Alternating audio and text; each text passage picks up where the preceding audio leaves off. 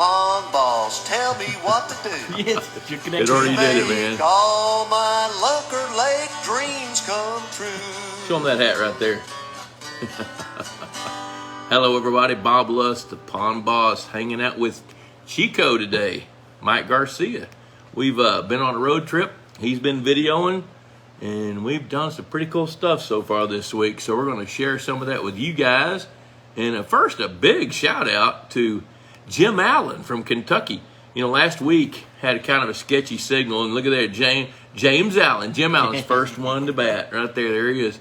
And I want to brag on you a little bit, Jim Allen, because the spreadsheet you put together is stellar. I'm looking forward to using it. I plugged in some data a while ago. We just hit a hotel here in Miami, Oklahoma, northeastern Oklahoma. We worked on Purina Mills Lake today at the Animal Nutrition Center at the farm, and got to do some pretty cool fisheries science. We're going to talk about that here in a minute. Really cool. I see John Funk. John is pretty steady. John Funk from up in mid-Michigan. Mike Cottrell from Palapena County, Texas. You've been getting a little bit of rain.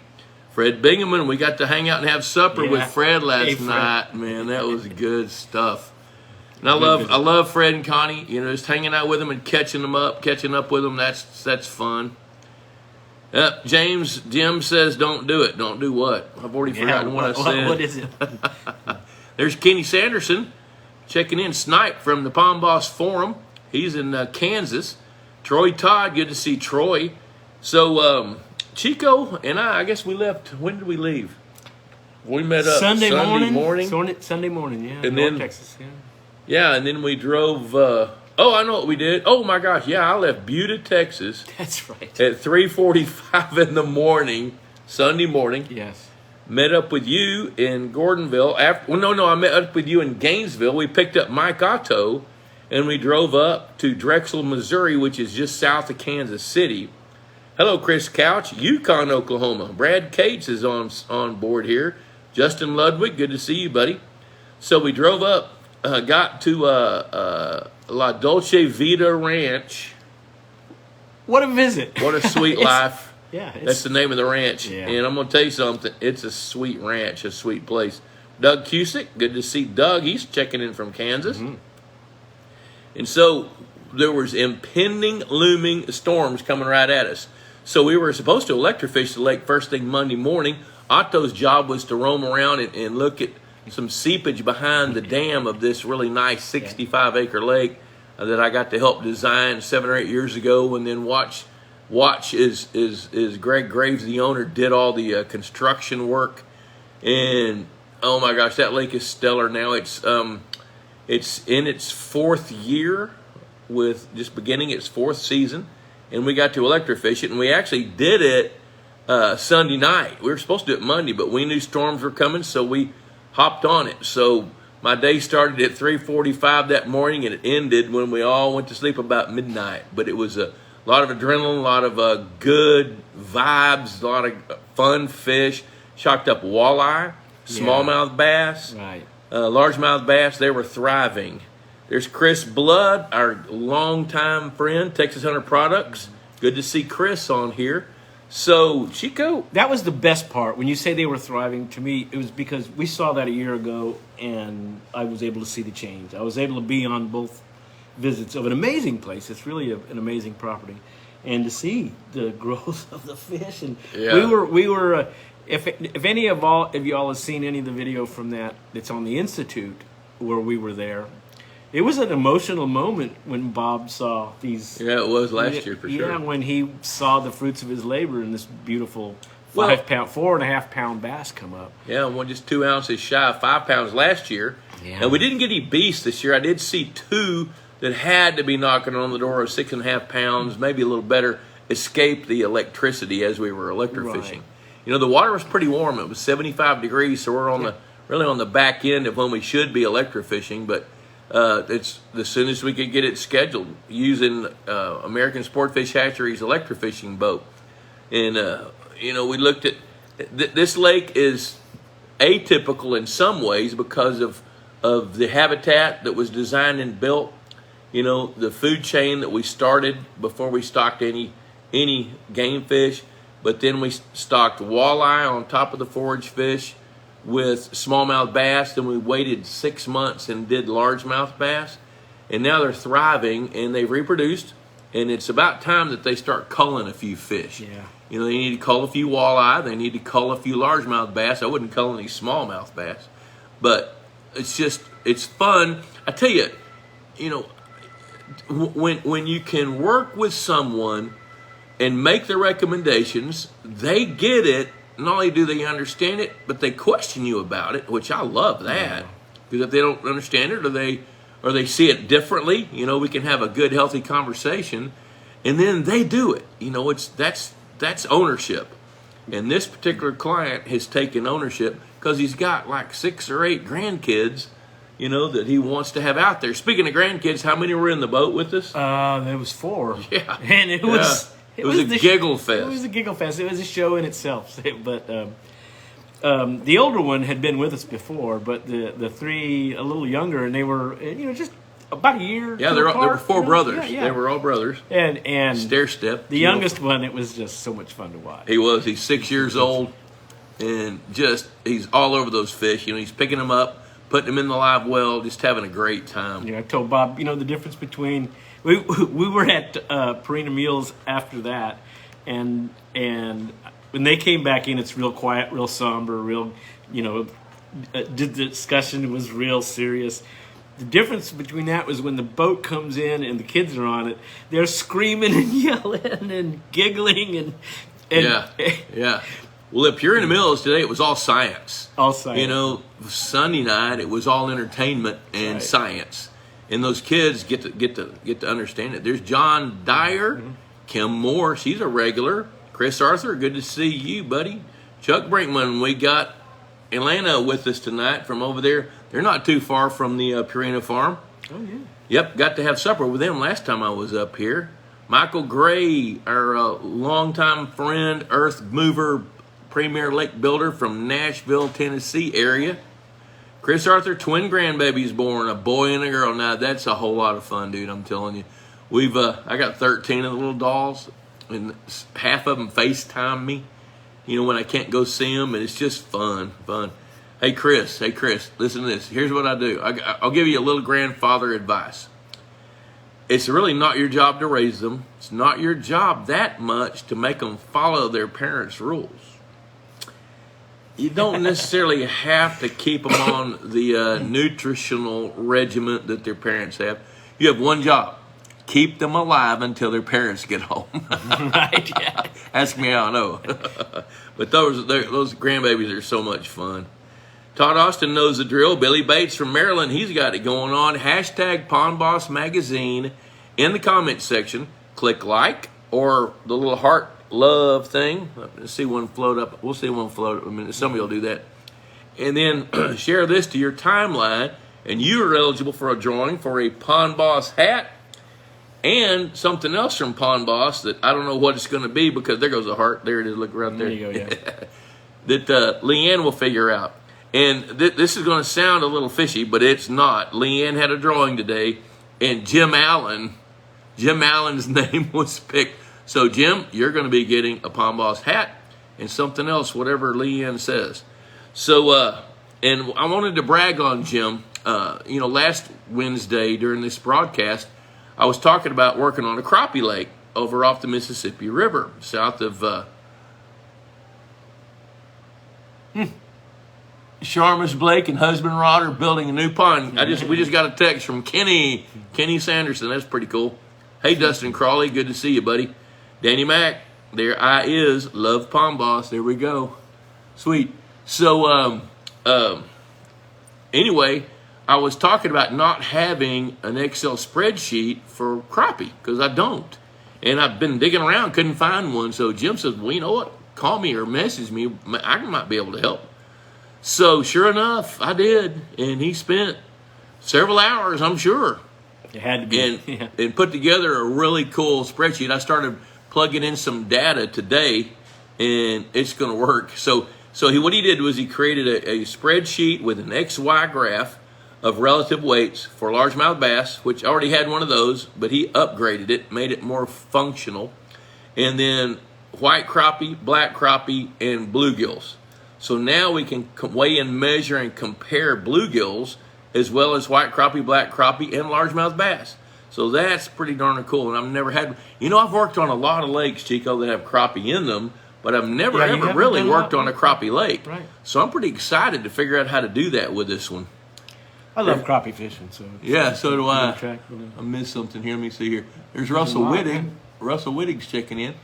Man, I love all the Martin, hashtag Pond Boss magazines going Yeah, on here you tonight. guys That's are doing good. that. Yeah. Thank you very much. So I got no questions yet. Nobody's got any questions. Look at there, Todd Austin. Oh, there's saying, a question. Where can we gather that new spreadsheet? There's a Let me question. work through it, because what I want to do is I want to go back and forth with Jim a little bit and ask him some questions.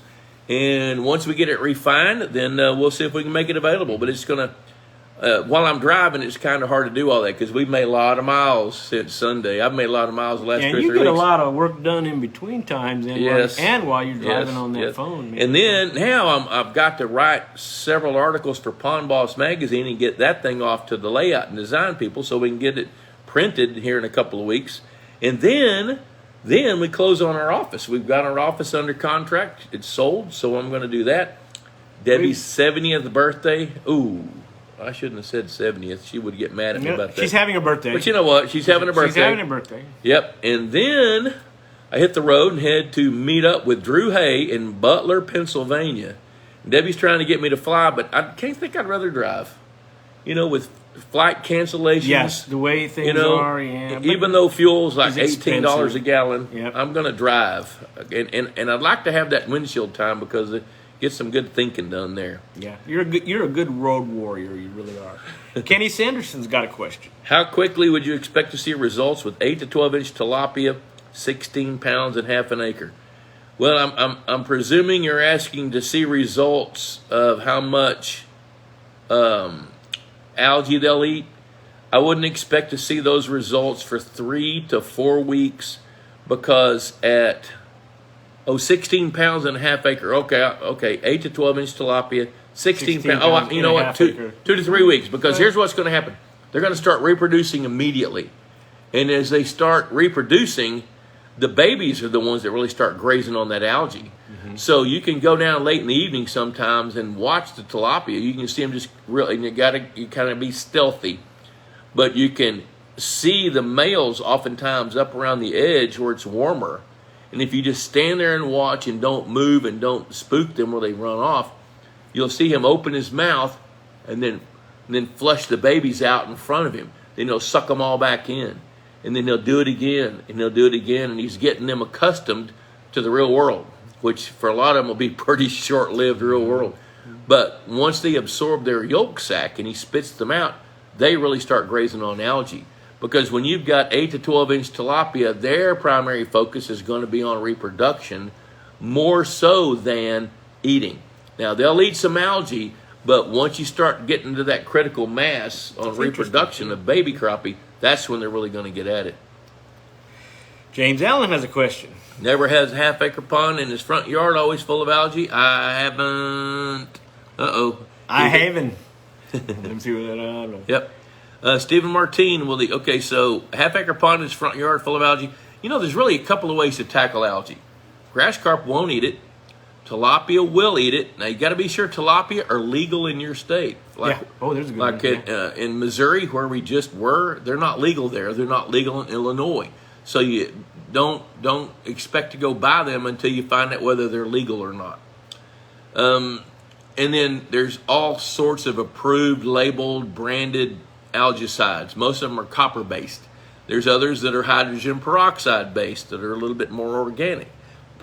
So I would sure look at an algaecide if you need to get it done faster than what the tilapia can do. The good thing about tilapia is they're ongoing all year long. So if your pond tends toward filamentous algae, you can spend about the same amount of money buying those tilapia and letting them do the job long term than if you use a herbicide 2 or 3 times through the course of a year to knock the algae out. Okay. Stephen Martin rolled one down past you here. Okay, all right. I'm going to go back to Jim Allen. Okay. He had bubblers. Yeah, bubblers do help, but they don't prevent it. What an aeration system does is it causes the water to move enough to suspend nutrients and help facilitate a plankton bloom. And then what it also does is those mats of algae, if there's enough turbulence and movement with the water that's being aerated, it'll shove those mats to the side, which means that they won't take up so much space. Let's see here. What's Stephen Martini say? Will the F1's bass do well in Kansas, if that's the name of that aggressive bass strain? That's the name of that aggressive bass strain, trademarked tiger bass by American Sportfish Hatchery. So, will they do well in Kansas? You know, I think it depends on what part of Kansas, actually. In most of Kansas, ponds are going to freeze. I think in central and northern Kansas, they might do a little bit better than southern Kansas or, you know, middle of Oklahoma where the ponds don't tend to freeze. Now, that sounds a little goofy, but here's my premise. I have seen some F1 bass under the ice grow huge with some nurturing. Now, here's the problem is their growth rates aren't going to be the same in Midwestern waters as they are in southern waters because the growing season is a little shorter.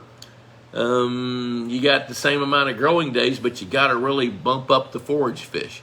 So I'm going to tell you that they would do fine in Kansas. Now, the other question is, I don't know if you can have them in Kansas. I know Nebraska, you're not supposed to. Robert Dyer, will grass carp eat filamentous algae? And if I do put grass carp in my pond, will they eat the roots that are growing on the underside of my floating islands?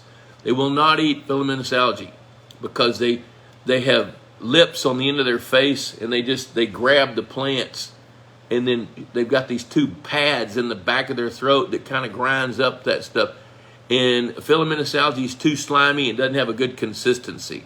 So they just can't eat it. It's not that they don't want to, they just can't. Will they eat the roots growing on the underside of your floating islands? Absolutely, yes, they will. Here's how I know. Okay. I had some of Floating Islands International's Bruce Kanya's floating islands in the pond at LL, 2. And the first 2 or 3 years, boy, those roots would grow down 18 to 24 inches into the water column. Then when we put a couple of triploid grass carp in there, that didn't happen anymore. And I actually could sit on my dock sometimes and watch a 12 or 15 pound grass carp go right up to that island and then sink under it and see the island kind of move a little bit where they're bumping it, pulling those roots off. Okay, Troy Todd, my resident great blue heron, has already killed a few of my tilapia. That's what they do. There's a story. I think I've told this story before. It's pretty entertaining, though. When I was working on a project in upstate New York, we had just bought our place, Debbie and I. Otto had built a pond right beside us, the swimming pond, and I set a feeder up on it. Started feeding the fish every day, and boy, those bluegill were growing really, really fast. And I was in upstate New York, hanging out with Bucky Lane Hart and working at the Savannah Dew project, and my cell phone rang, and it was Debbie. Hey, babe, what's going on? Honey, where's your shotgun? I need your shotgun. Well, my daddy gave me a 410 when I was like 12 years old, and she wanted it. And I said, what are you going to do with my shotgun? She says, there's this big, tall, lanky, kind of gray bird, and the feeder went off, and he just speared a big bluegill, and I want to shoot it. And I said, honey, that's a great blue heron. He's just trying to make a living. Don't worry about it. She says, well, is he going to mess up the fishery? I said, well, he's going to eat a few fish, but he's not going to decimate the whole pond worth, so don't worry about him. Yeah, look at there, Dave Weber's getting ahead of me. I've told this story many, many times. I forget where and when. But when I got back from New York, I was having coffee with her one morning, and that Texas Hunter feeder went off, and that bird flew in like clockwork, speared about a half-pound bluegill, and I got up. She says, where are you going? I'd already told her, you can't shoot it. It's against the law. Plus he's just trying to make an honest living. So I watched him spear about a half-pound bluegill, and I got up. She said, where are you going? I said, I'm going to go get the shotgun. She says, you're not going to shoot lurch, are you? She'd named that bird. You got to liking him. Yeah. So what I did was I changed the timer on the feeder and made that go away pretty quick. Cindy and Steve Kitchen. Let's see here. Holy cow, I'm getting a little bit behind. Yeah, you got behind. Okay, let's see here. I'll keep you on track here. Yeah. My production capabilities here. You know, you are the producer. You're doing some. We got some great video. This guy here is a magician with videography. Well, thank And you. I mean, Magic, we wow. got some good stuff, and his talents and gifts. We're getting it put together where we're going to put some of this on YouTube for information. We're going to cross market some with Instagram and TikTok once I figure out how to play those games. Yeah. You know, it's time for old people to hit TikTok. We're building a bunch of good stuff that's going to be more public. Some too, good so, vignettes that'll be more public. There's That's going to be right. a lot of stuff out, so it's really cool. Okay, Steve Kitchen. We have a 2 acre pond with catfish and hybrid crappie. We currently have about 12 to 15 turtles. Are they harmful or beneficial to the fish? They're irrelevant to the fish. What I tell people is if a turtle eats a fish, the fish deserved it. So, but what they will do is, what's irrelevant to you is you don't care if your fish reproduce or not, you know, because they can disrupt like bluegill nests or a bass nest from time to time, you know, and I've watched them do that. Plus, they'll eat fish food. So if they're eating your fish food, that might be a reason enough to show them their Second Amendment rights or buy a live trap and donate them to a local public lake or something. Soup. There you go. Danny Mack, my feed train cross bass are big. So those are F1 tiger bass he's talking about. Chris Couch, I have 2 ponds 25 miles northeast of Oklahoma City. One is 3 acres and one is 4 acres. They have bass, bluegill, and crappie. Average bass are 2.5 to 5 pounds and 1 7-pound bass. Really wanting to grow 10-pound plus bass. Will adding golden shiners help keep the bass numbers down and supplement the bigger fish? They won't necessarily keep the bass numbers down. Now, the premise of that question is that golden shiners are predator fish limited by how big their mouth is, which is really, really tiny. But they have been known to be nest raiders. You know, now they're fairly short-lived. A golden shiner that's 3 years old is pretty dadgum old. So adding golden shiners is a supplemental feed that won't have an impact on recruitment of baby largemouth bass, because you know when a mama and daddy bass reproduce, they only need 3 to grow up and replace both of them, and you got an extra. You know, so survival rates can be pretty high, especially in ponds that have the right kind of habitat. Now, a better question for you might be, or a better answer might be, to see if you can find some crawfish. Crawfish are still in season. They're about to go out of season. But if you can buy some crawfish, that's pretty inexpensive. But the best way to manage a bass fishery, bass, bluegill, is to cull the fish that are underperforming or non-performing. And that way you can do a little balancing act. Speaking of that, talking about that today, Chico, Right. we as we electrofish the Purina Mills Lake, which is about 6 acres, we found and we weighed and measured every fish, every bass 12 inches and above we tagged, and Dr. Michael Schlegel took several of those bass, I think 4 of them, to necropsy them. That's right. And what he's wanting to do there is analyze body fat, analyze the organs, and see how those fish are impacted by fish food. Now, the majority of those bass are not pellet trained, so they're eating other fish. But he wanted to go in there and analyze those fish and see, so I'm going to be real interested to hear about that. And then we did recapture 3 bass that we tagged a little over a year ago. Right. Every one of those bass had gained significant amounts of weight. There was one that weighed 3/4 of a pound last year. It doubled its weight. It was 1.5 pounds today. There was another one, I think it was 1.7 pounds, that weighed just a few ounces under 3. You know, so their weight gains were substantial on the ones that were tagged. So it's really good to be able to follow up and see that kind of stuff. The other thing that really struck me was how well balanced it was with the amount of biomass. Our catch rates were high. Electrofishing catch rates, our catch rates were probably 80 to 100 bass per hour. And that's high. But when we did the relative weights were all above average. And that was and we found fish that were about 4 inches long to 6 inches to 9 to 14 Everything, and on up. Yeah. Same with bluegill. We found 6 size classes of bluegills. And that's also with a lake that's got a good number of hybrid striped bass in it. We had them take out think 14 hybrid striped bass that average 3 pounds apiece today. And so those needed to be harvested. Although their relative weights were good, they're starting to take up too much space. Well, it's a beautiful pond, lake. It's a great pond, but it's the only people fishing it are employees there and their family. So it really needs to be fished. It needs to be used. So that lake is now in its 4th year. The bass have reproduced enough to the point that they're starting to get a little crowded in that 10 to 14 inch size class. So when I write up their report, one recommendation is going to be that they need to cull probably 30 to 50 largemouth bass that are 14 inches and smaller. Yeah. So Robert Dyer's follow-up question is, will it end up killing the plants that live on the island? Well, it depends on the kind of plants, but most likely no.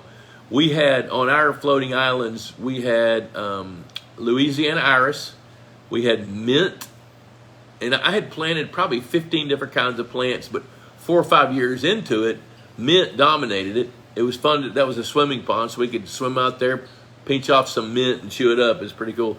Had cattails growing on it, and the Louisiana irises, mint, and a couple of willow trees popped up on it. And then there were some other grasses that the seed just blew onto the islands and they sprouted. But none of those plants were inhibited by their roots being eaten out from under. So, and without the long root structure underneath the island, does that increase its ability to sequester nutrients? Yes, I would say that it decreases its ability because you're not going to get the same canopy growth. But however, I think the more phosphorus that you've got in the water, the more productive that those roots are going to be, and they can replenish themselves pretty fast.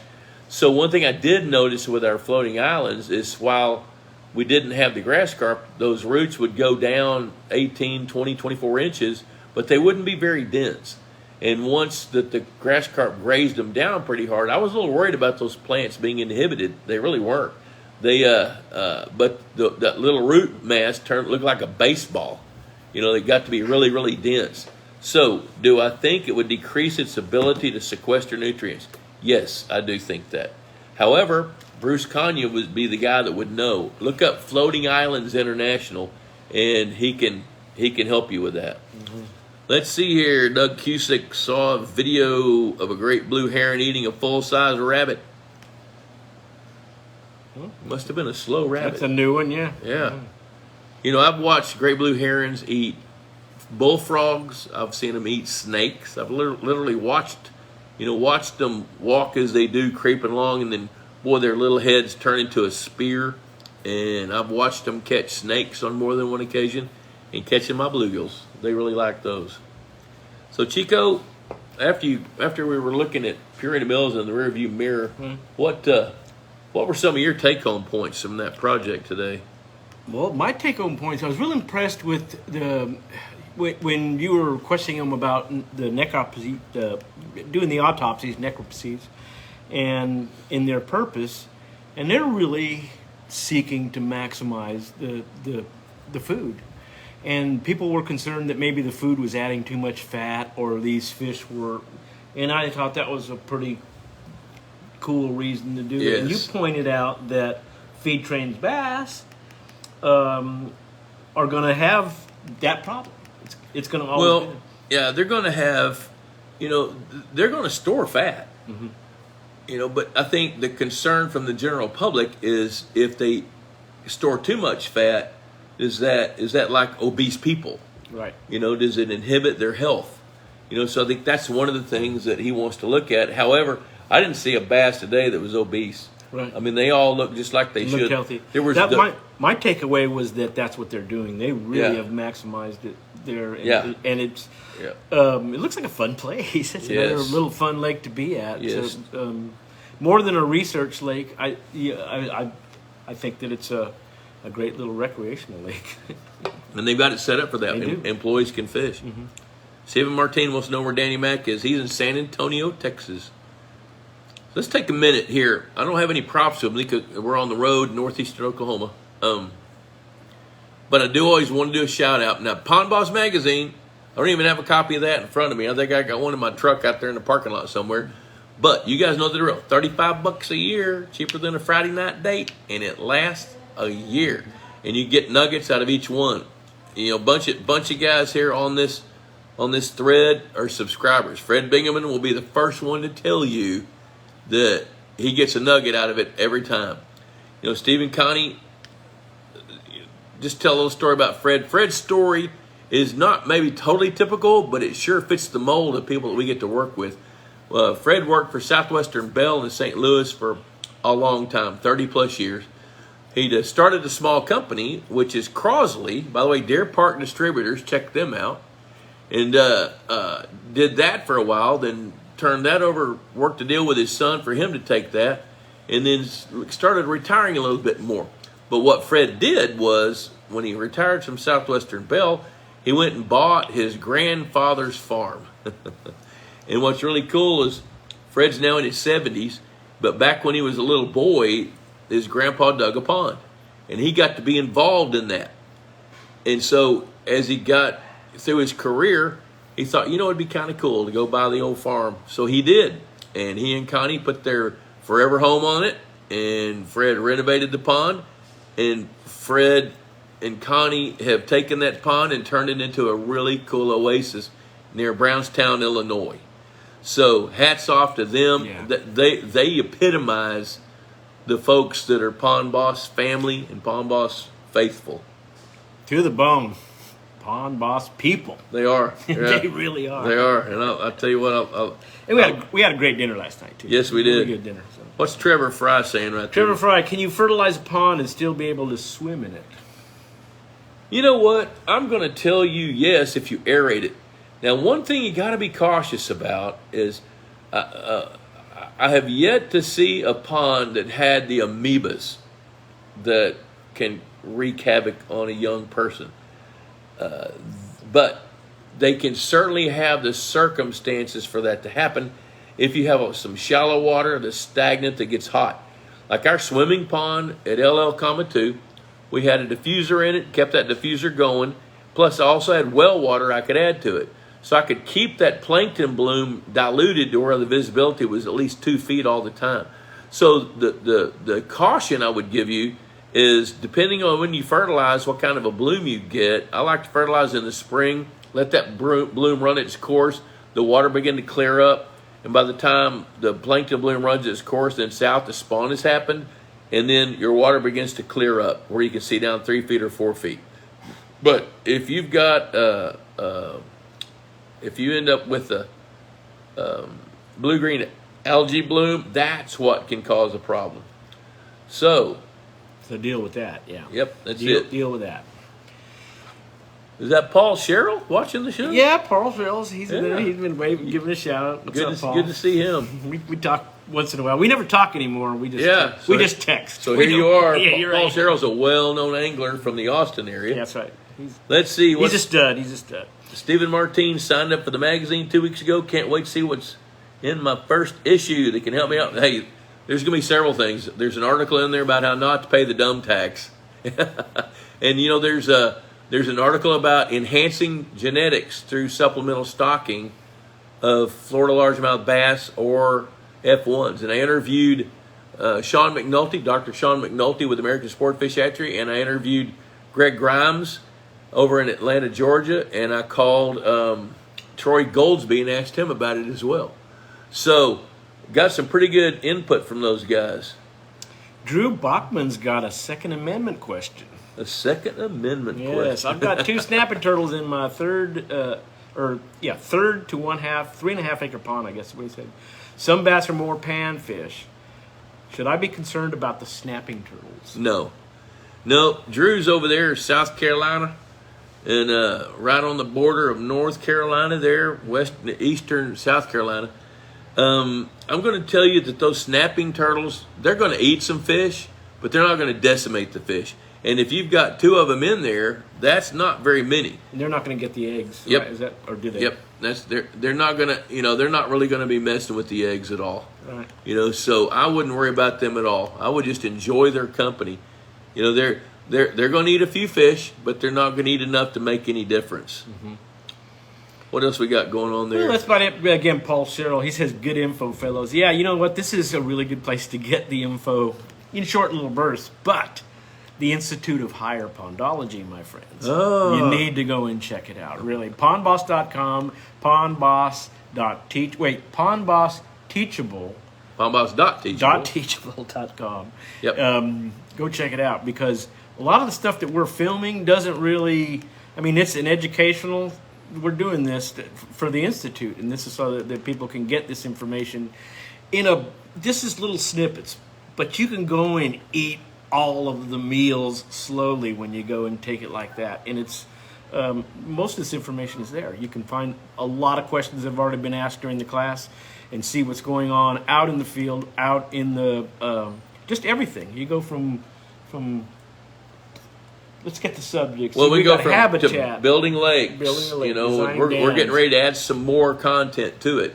We got Chico did a little minor editing. He just put together a great video on habitat. Mm-hmm. We're going to put that on the Teachable, on the Institute of Higher Pondology. Now, here's the way I see that. We've spent some money putting these videos together. I got 42 years worth of doing this. Some of the stuff I've got I don't consider it proprietary, but I do consider that I paid a price to get it. And so you're going to save some dumb tax if you spend time on the Institute of Higher Pondology. If you buy all the videos, it's $495, or we've got it broken up into 6 different modules. Each one's priced based on the content that's in it.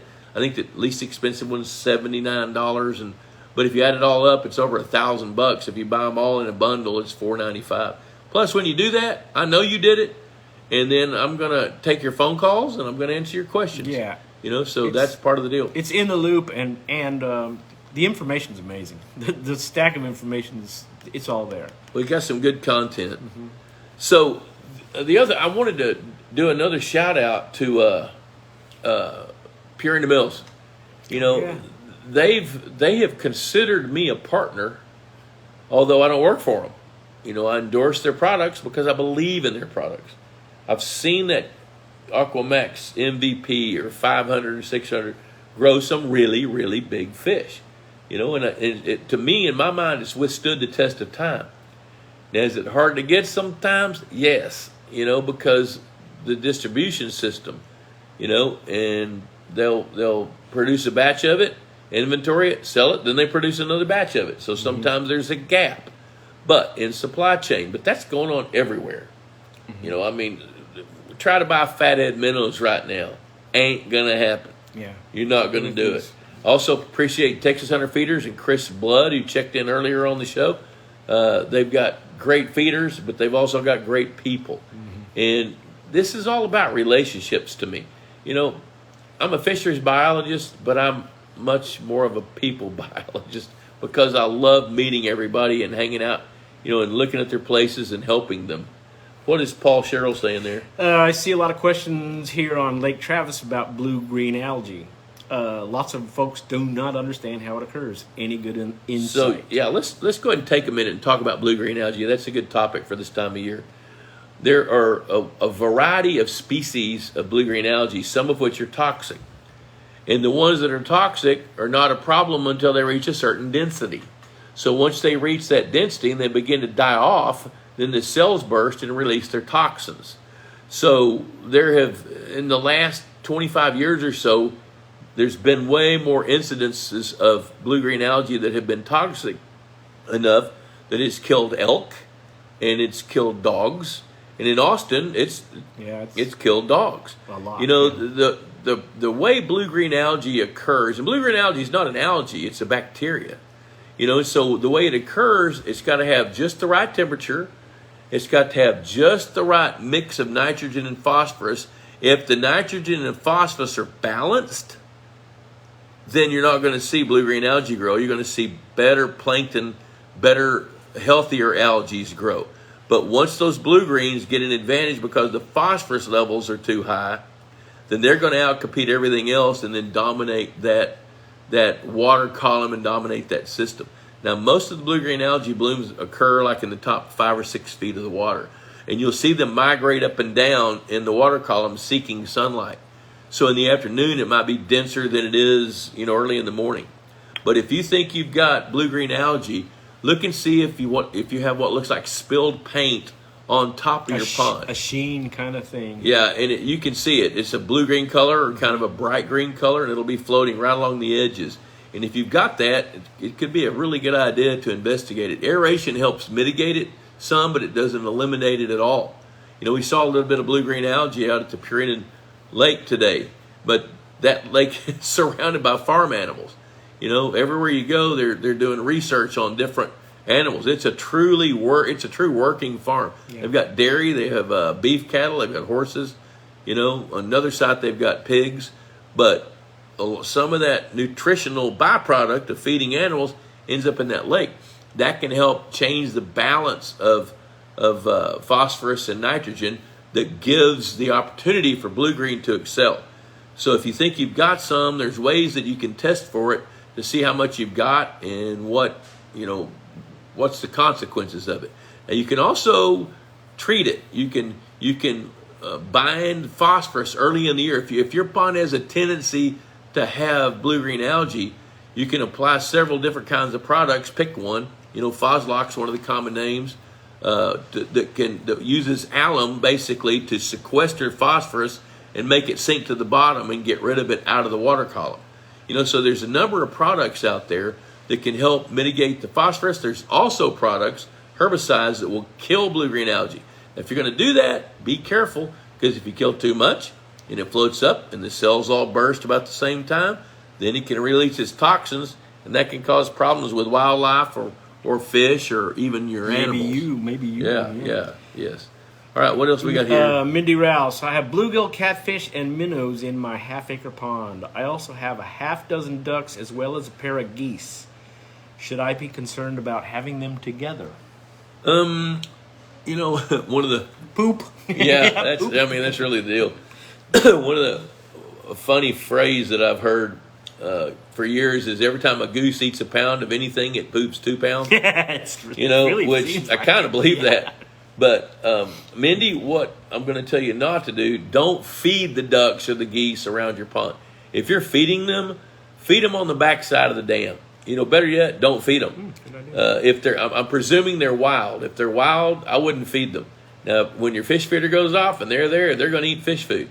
But the problem with them is when they do their business in your pond, they're leaving behind a hot fertilizer that's going to be dissolved and create plankton, and sometimes they'll contribute blue-green algae or contribute the nutrients for blue-green algae. So if you're feeding them, feed them somewhere where it won't get into the pond, and I think the biggest concern about them is what they can do to the water quality. What's Trevor Fry got? Trevor Fry, I have an aerator with bottom diffusers. Should I continue to fertilize this time of year if the clarity is in excess of 18 inches? Absolutely not. Absolutely not. Here we are. We're in I guess wrapping up the first, getting ready for this. We're in the second week of June, right? So what I'm going to tell you is by now, the majority of your fish have spawned at least once. Your bluegill are very likely wrapping up their second spawn of the year. And you really don't have a need to have a bloom any less than 18 inches. So if you've got an 18-inch bloom, you've blocked the sunlight from the bottom. So you've pushed back the growth of aquatic plants that you don't like, the macrophytes, the rooted plants. So you've delayed their progress. You've fed your baby bait fish, and now your water's going to get hot. And when your water gets hot, it loses its affinity for oxygen as it drops. And then you're going to be more likely with a dense bloom to have issues with water quality and spikes in oxygen. With a plankton bloom at, say, 10 or 12 inches this time of year, I've seen oxygen spike at 10 or 12 parts per million, which is above saturation late in the day, and then drop all the way down to 3 parts per million the next morning, which is getting close to lower lethal. Mm-hmm. You get down to 2.5 parts per million or 2 parts per million, fish are going to die from that. So it's better to allow your visibility starting now to increase 36 inches, 40 inches. Go ahead and let it do that. Don't fertilize again. So that's my recommendation, and I'm going to stick with it. Mm-hmm. All right, what else we got? Yeah, we are at the top of the list. That doesn't happen very often. No. How did you get through all those? I don't know. It was the producer. Okay, so now we were going to work on a lake near Wynnewood, Oklahoma tomorrow, but massive rainstorms and flash floods have postponed that. So we're going to go on down to St. Joe, Texas tomorrow, hang out with Bobby and Jacob West. Jacob spends a lot of time watching the show when he's not so wrapped up working like we all have to do sometimes. So those guys built the lake themselves, followed the line for the habitat design. Mm-hmm. They've been to both Institute of Higher Pondology courses that we had at our house. And, man, they're students. And then they stocked the lake right. And now it's been, I guess, a little over a year since the bass were added. So now we get to go evaluate their lake late tomorrow afternoon and see how well that's doing. These are the fun ones. Yeah. They really are. Yeah. You could do that. Yes. Early on, it's all there. It's not, you're not on the lake having fun. And you know, electrofishing a lake, to me, is the new kind of fishing that I just love. Well, you don't have to have much bait. Well, or skill. Well, you get to see the lake. You get a good picture of what's going on in this body of water. Yes. And how curious are you when you get on top of water? Or, you know, I did so much kayaking. That's what you do. You get on a little creek or a little lake, and you go, well, really, what is in here? You know, you want to know. You really get. And part of the fun of the electrofishing like boat is I'm looking for a couple of things like fish distribution, where are they, and fish behavior. So when we did Greg Graves Lake, La Dolce Vita, one thing I saw straight away was they were showing all signs of voracious feeding behavior. And here's what I saw. Now, this was pre-front. There were storms building in the west that would blow across a few hours later in the middle of the night, and then the temperature dropped about 8 or 10 degrees. So as we were going around points, we would hit big numbers of bass. With several of them, their stomachs were full. We shocked up one bass that weighed over 5 pounds, looked like it had a 10-inch bass in its gullet. Yeah. You know, and then others that you could tell were full of bluegills. So those fish were actively feeding, and I could tell it not only by looking at their body condition, but where they were. So when we came around one point that was a point that faces east and west, and the wind was out of the southwest. So the wind was blowing against that point and then across it at the end. And just as we came to where that current was, and the guys were on the pedal, there were just 25 or 30 fish just boil up. Yeah. Everything from big bluegill to small bluegill to smallmouth bass and largemouth bass. You know, so it was, to me, in the electrofishing boat, you know, it's just a fun study to see where the fish are and why they might be there. Why they might be there. Again, that's the curiosity that it fills, because I'd see some spots and go, man, look how fishy that is there. This is going to be, we're going to get over this, it's just going to explode. And then it doesn't. And you got to look and go, what's happening? Yeah. Remember the cliff edge that went kind of deep? Yes. And I'm really thinking it had a lot of laydowns in there. Now, there was a few fish under the laydowns, but none of the big fish came from there. No. And I would have, if I would have been in my kayak or in a fishing, I'd have been working that one hard. Well, you know what? We can also, side, but we can only shock 6 feet deep. Well, but see, those crags coming down and those laydowns to me were the structure. That's what I would think that. And I you know something else. Thought they would have been. Part of the reason we stocked walleye in that lake is because of that cliff. So it's kind of a 3-to-1 slope, and then all of a sudden it's a sheer drop. Mm-hmm. That 3-to-1 slope goes down to where the water is about 6 feet deep. Right. Then it drops straight down 40 feet, and then it turns and curves down into a rocky creek bed that's 65 feet deep. So I knew that would be pretty good walleye territory to attract walleyes. And so there on that slope, they had a bunch of flagstone that they dug out of the dam site. So I had the contractors build a loose patio of those flagstones along that slope, and then we put some gravel in among all that stuff, hoping that would attract fish. But when we ran the electrofishing boat across, we didn't see a single fish pop out of that, except a really pretty good bass that was laying, just like Chico says, right next to a log that had become dislodged from some structure somewhere else and floated over there, and that's where it hangs out. And then the shallows, in a couple of spots, nothing but those windswept points, the side, especially the side winds. That's a lesson. That was a lesson. Yes. It really was. So you could actually see that the fish were out actively feeding. And then when we started to process them, pick them up, weigh them and measure them and all that, then it became very obvious because you could tell that their stomachs were full of something that they ate, and we were able to take a look at it. Every big bass had something in it. Yes. Every big bass. We picked up several, and you can see the antenna of crawfish sticking out of their gullet. It's pretty funny. And then when we did the Purina Lake today, those fish weren't feeding at all. Now, I think they had fed before the front because by the time we got there, that front was 2 days past. And the fish that Dr. Schlegel took in to necropsy, he sent me a picture. Well, I didn't get a chance to show that to you. But one of those bass he cut open had a jig head with a soft plastic on it that bass had swallowed. Which, do you remember the one that had the string hanging out of its mouth? Yes, and he thought it was a hook, and then that was in its stomach, along with a fully intact 4-inch bluegill that had not quite started being digested yet. Wow! So he was still able to eat with the lure in him. Yes. Wow. And you know what? Typically, they can't digest plastic, but sometimes they can pass it. But they can digest a hook. Now, this was a lead-headed hook. Ain't going to digest that lead. Yeah, it's not. Yeah. But he can digest the shank of the hook, which has to basically rust from the stomach acid. There's a little known factoid. Yeah, it will. Okay, any more questions popping up? No more new questions. There's Tom Davis checking in from Ohio. Yes, sir. Mm-hmm. Let's see, and We've then got there's Kevin and Kevin Candy Matney, from Erie, Michigan. We got a couple of Michiganders on there people today. People coming in. Good to see everybody up today. Okay. Yeah. Well, heck, we might as well start wrapping it up. So, hey, thanks for joining us. It's always fun to do this. I like it. I'm not sure where I'll be next Wednesday. What's the date there? Today's the 8th, so it'll be the 15th. Mm-hmm. You know what? I'm maybe on the road headed to Pennsylvania next Wednesday.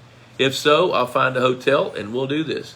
Look at there. Mindy Rouse has got a question. Or did we do that? We did that one. Oh, we already did that one. We got it. Because it just popped up on mine. Oh, you just now got it? Yeah, I just now saw it. Yeah, sometimes they don't have a good internet connection. It just blows on by. It's all right. I have an Android. Shut up. Hey, my phone's doing what it's supposed to do. It's this laptop that's not. Yeah, no, we're good. So, I think we're going to wrap it up here. Purina Fish Food. Texas Hunter Feeders. Purina is great. Texas Hunter is great. Pond Boss is great. $35 a year for a subscription to the magazine. My new book is out, but you knew that. Beyond the Basics, $29.95, which includes shipping. You can find that at pondboss.com. If you're looking for more resources to learn about this stuff, go to pondboss.com, and you can. We got a lot of links to videos. Every one of these that we've done, Leanne uploads to our YouTube channel and then puts a link to it on the Pond Boss website. We've also got the Ask the Boss forum. If you need some live help that day, you post a question, somebody will answer it for you. And you'll get varying opinions, and you can choose what to believe based on what you've got going. This Facebook page, we've got stuff here too, and the Institute of Higher Pondology at pondboss.teachable.com. Also, if you're looking for help, we've got a resource guide, electronic resource guide, where we vetted everybody in it, all the advertisers in it. I know who they are, I know what they do, and I like their ethics, and I like their honesty. So, and Good I like people, yeah. Yes. So check that out. You can find that at pondboss.com. So, Chico, I think we're going to wrap this all up. And it's a good one. Justin Ludwig just said lots of good discussion on the forum. He's right. The forum is good, yeah. It is. It really is. So, okay. So, until next Wednesday, we're going to say adios. Thanks for joining us.